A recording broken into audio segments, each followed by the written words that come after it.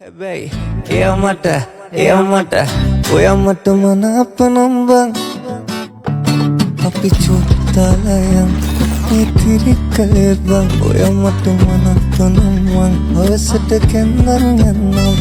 අපි චුත්තාලයන්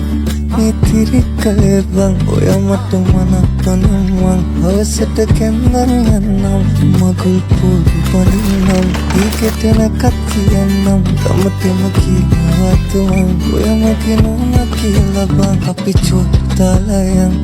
ඉතිරි කළේ බං ඔයා මට මනාප නම් මං හවසට කැන්දන් යන්නම් අපි චුත්තාලයන්